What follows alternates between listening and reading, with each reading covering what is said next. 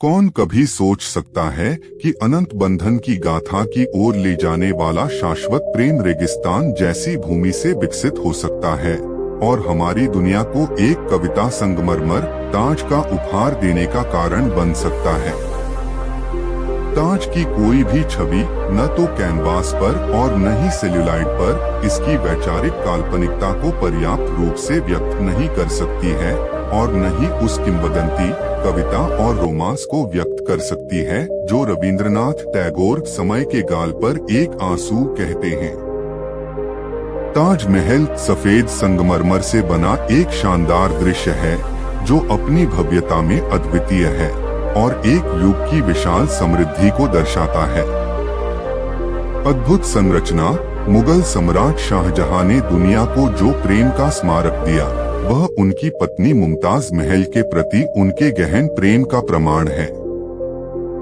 यह एक रोमांस है जो संगमरमर में मनाया जाता है और कीमती और अर्धकीमती पत्थरों से महिमामंडित किया जाता है और यही इसकी सराहना करने का तरीका है।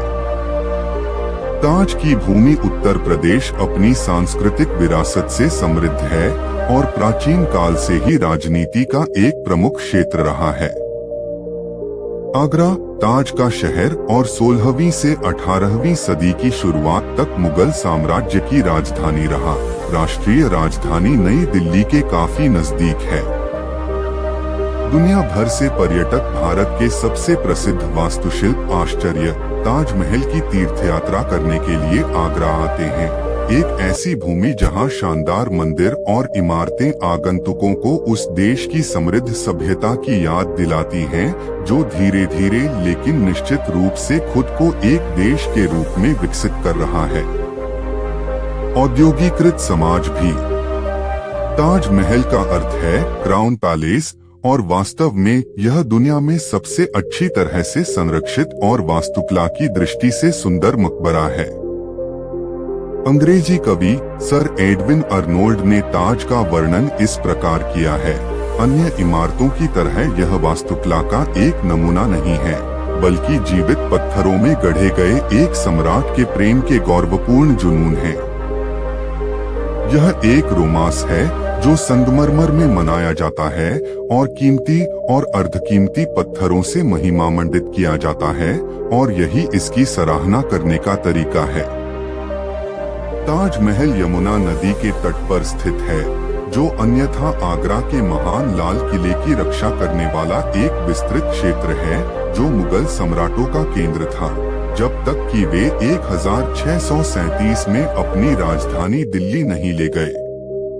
इसे 5वें मुगल सम्राट ने बनवाया था।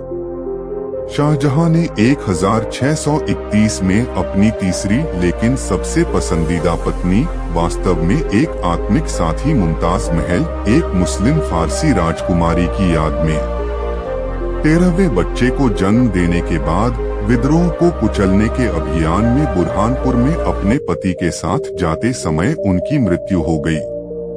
मौत ने सम्राट को इस कदर कुचल दिया कि कहा जाता है कि कुछ ही महीनों में उसके सारे बाल और दाढ़ी बर्फ से सफेद हो गए थे। जब मुमताज महल जीवित थी तो उसने बादशाह से 4 वादे किए। पहला कि वह ताज का निर्माण कराए, दूसरा कि उसे दोबारा शादी करनी चाहिए, तीसरा वह उनके बच्चों के प्रति दयालु हो और चौथा कि वह उनकी बरसी पर उनकी कब्र पर जाए। हालांकि खराब स्वास्थ्य और अपने ही बेटे और सिंहासन के उत्तराधिकारी औरंगजेब द्वारा नजरबंद किए जाने के कारण उन्हें आखिरी वादा पूरा करने से रोक दिया गया था। ताज एक ऊंचे लाल बलुआ पत्थर के आधार पर बना है जिसके शीर्ष पर एक विशाल सफेद संगमरमर की छत है जिस पर 4 पतली मीनारों से घिरा प्रसिद्ध गुंबद है। गुंबद के भीतर रानी की रत्न जड़ित कब्र है।